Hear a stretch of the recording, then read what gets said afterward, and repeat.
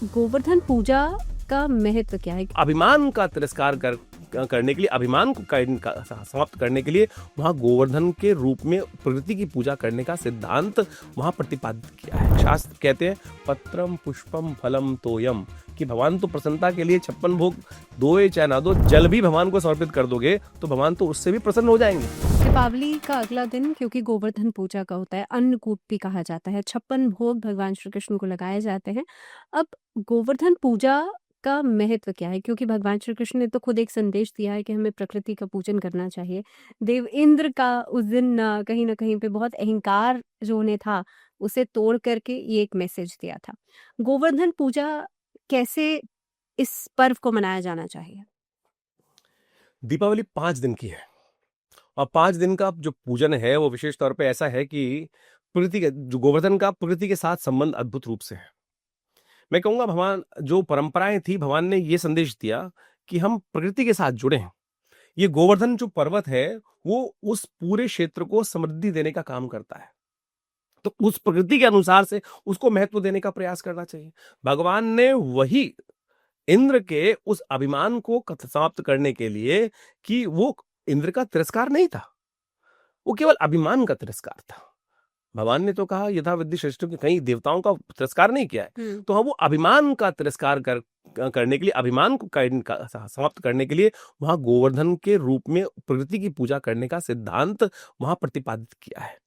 भगवान संपूर्ण रूप से समर्पित भाव से 56 भोग लगाने की अनेक अनेक परंपराएं कही जाती है। अब इसकी कई जगह लोक कथाएं भी हैं।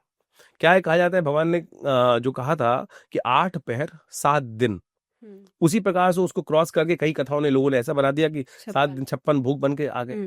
तो इस प्रकार से अनेक अनेक कथाएं चलती हैं, लेकिन वो 56 भोग क्या है? संपूर्ण समर्पण है परमात्मा को। कितना बना सकते हो?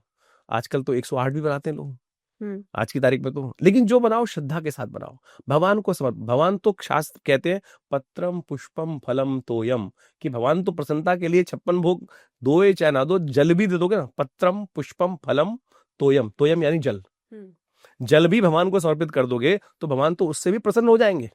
तो आपकी श्रद्धा चाहिए, समर्पण चाहिए, उसको भगवान को समर्पित करने का प्रयास करो। वास्तविक तौर पर ये क्या है कि आप 3 दिन से त्योहार मना रहे हो, खूब अच्छा सा आप लोगों ने खाना, खूब हलवा पूरी मिठाई खूब खाई, तो उसके बाद एक दिन करते हैं तो कच्चा खाना। अच्छा, कच्चा खाना प्रकृति के अनुसार से, वो कड़ी चावल पंचमेल सब्जी इत्यादि वो सब बनाने की परंपरा रहती है, कि संपूर्ण जितनी भी प्रकृति में सब्जियां हैं उनको एकत्र करके मिलाकर जो आमतौर पे व्यवस्था है उसको बनाने के लिए। और क्या किया जाता है?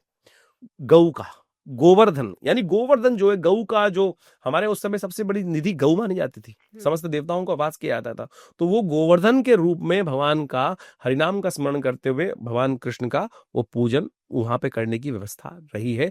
भगवान कृष्ण का समर्पण भाव है और वो जागृत तीर्थ है।